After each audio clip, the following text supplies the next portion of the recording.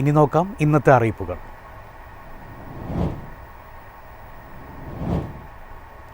കുട്ടികളുടെ ആധാർ വിവരങ്ങൾ പുതുക്കൽ ഇനി സൗജന്യം. 5 മുതൽ 17 വയസ്സ് വരെയുള്ള കുട്ടികൾക്കാണ് ഫീസ് ഇളവ്. അടുത്ത വർഷം ഒക്ടോബർ 1 വരെയാണ് നിരക്കുകൾ ഒഴിവാക്കിയത്. ഫീസ് ഇളവ് കഴിഞ്ഞ ഒക്ടോബർ 1 മുതൽ പ്രാബല്യത്തിൽ വന്നു. 1 വർഷത്തേക്കാണ് ഫീസ് ഈടാക്കുന്നത് നിർത്തിയത്. 5 വയസ്സ് മുതൽ 17 വയസ്സുവരെയുള്ള കുട്ടികൾക്കുള്ള ബയോമെട്രിക് അപ്ഡേറ്റിനായി ഇനി മുതൽ തുക ഈടാക്കേണ്ട എന്നാണ് UIDAIയുടെ തീരുമാനം. ഇതിലൂടെ 6 കോടി കുട്ടികൾക്ക് പ്രയോജനം ലഭിക്കുമെന്നാണ് പ്രതീക്ഷിക്കുന്നത്.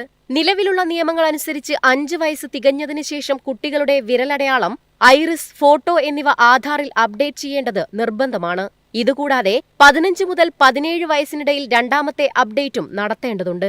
5-7 വയസ്സിനിടയിലും 15-17 വയസ്സിനിടയിലും ബയോമെട്രിക് വിവരങ്ങൾ ഉൾപ്പെടുത്തുന്നതിന് ഫീസില്ല.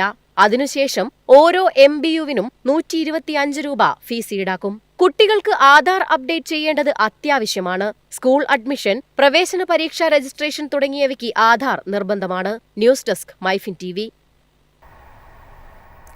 KSRTCയുടെ Kochi city ride double decker bus സർവീസുകളുടെ എണ്ണം വർദ്ധിപ്പിച്ചു. യാത്രക്കാരുടെ എണ്ണം കൂടിയതോടെയാണ് തീരുമാനം. ടിക്കറ്റ് നിരക്കും കുറച്ചിട്ടുണ്ട്. KSRTC ബജറ്റ് ടൂറിസത്തിന്റെ ഭാഗമായി ആരംഭിച്ച Kochi city ride double decker bus ട്രിപ്പുകൾ ഒരു ദിവസം 3 എണ്ണമായി വർദ്ധിപ്പിച്ചു. എറണാകുളം ജെട്ടി സ്റ്റാൻഡിൽ നിന്ന് വൈകിട്ട് 4-ന് ആദ്യ ട്രിപ്പും 6:30-ന് രണ്ടാമത്തെ ട്രിപ്പും മൂന്നാമത്തെ ട്രിപ്പ് രാത്രി 9-നും ആരംഭിക്കും. അപ്പർ ഡെക്ക് ചാർജ് 200 രൂപയായും ലോവർ ഡെക്ക് ചാർജ് 100 രൂപയായും കുറച്ചു. അപ്പർ ഡെക്കിൽ 39 സീറ്റുകളും ലോവർ ഡെക്കിൽ 24 സീറ്റുകളുമാണുള്ളത്.